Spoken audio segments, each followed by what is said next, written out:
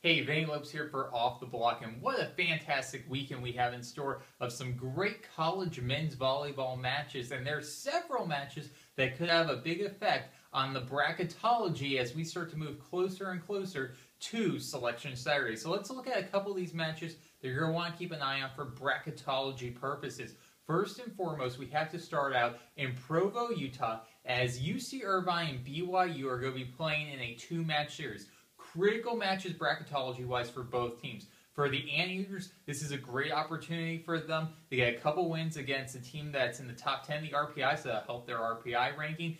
Possibility to get a couple road wins that'll help them in that category. And then also a possibility to improve their overall win-loss record in that criteria category. So critical for them. But this series is far more critical for BYU. Right now in our latest bracketology projections, we have BYU not in the NCAA tournament. They're one of the last four out, but they're also on the cusp of not being in the running for an at-large bid at all right now. They're in 5th place in the MPSF on a 4-match losing streak. They need these 2 wins to get back in that hunt for a possible at-large bid. If they lose this, they're pretty much going to be out of the teams under consideration for an at-large bid.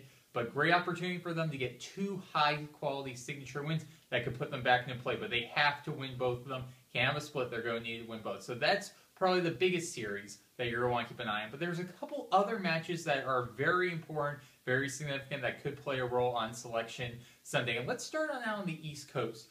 For me, this is an intriguing matchup in the EIVA between Penn State and Princeton on Friday night. Now, critical match here for Penn State that they keep on winning and getting victories. Right now, they have a high RPI ranking in the top 7, but that's going to drop a little bit because they don't play any team the rest of the season that's in the top 20 of the RPI. So in order for them to stay in the top 10 of the RPI, they're going to need to keep on winning. If you have a loss, that's really going to drop you in the polls because they're already going to continue to drop just because they're playing teams in the bottom half of those rankings, even if they do win. So you're going to want to keep an eye on that, and especially when you start breaking down the numbers and criteria, it's also not out of the realm of possibilities that Penn State could wind up with the number 6 overall seed, and actually, instead of a Conference Carolina school, just because of the criteria numbers, when we start looking at win-loss, records against teams under consideration for the NCAA tournament. So you're going to want to be able to continue to get some wins, continue to gain some momentum. And if you're Princeton, opportunity to send a message that it's not going to be Penn State representing the EIVA in the NCAA tournament. Chance for you to try to get a big upset victory. So EIVA, you're going to want to keep an eye on that match. Then out in the Midwest, you're going to want to circle 2 matches right here. The first one being a non-conference match between Ohio State and Erskine.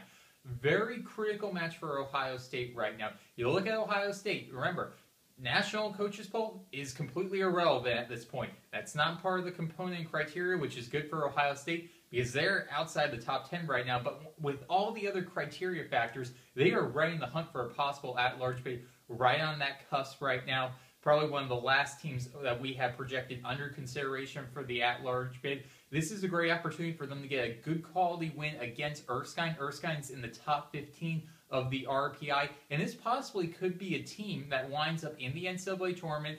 You know, right now it's between Erskine and Pfeiffer kind of battling out for that Conference Carolina title. So if Ohio State gets a win, and then next month Erskine is able to get a victory against, or is able to win the Conference Carolinas, that's going to benefit Ohio State because they'll have another win against teams under consideration. So critical non-conference match right there. But also in the Midwest, a critical conference match you're going to want to circle between Lewis and IPFW. In our latest bracketology, we have Lewis projected as the number 3 overall seed. But that's only if they continue to take care of business and win out the majority of their matches. Probably can only afford 1 or 2 more losses the rest of the way to remain in that hunt for a possible at-large bid if they were to falter in the NCAA tournament. Fort Wayne, very difficult place to play, challenging conditions. This is going to be a test for for Lewis to go into IPFW. And then the final match you're going to want to keep an eye on. And, you know, not a lot of people are talking about this MPSF series, but it's a critical one for bracketology purposes. That is Hawaii versus UC San Diego. First place versus last place in the MPSF. And hey, look, it's March Madness. There's tons of craziness going on. There could be a possibility of upsets, and if that were to happen, that would devastate Hawaii in the RPI ranking. Right now, Hawaii's #1. They're going to drop, though, this week because they're playing UC San Diego. They have one of the lower RPIs in the nation. So already, naturally, the Rainbow Warriors RPI is going to drop. But if UC San Diego were to pull a huge upset here, that would really, really be a significant blow to Hawaii's RPI. So critical that Hawaii takes care of business and gets 2 wins this weekend.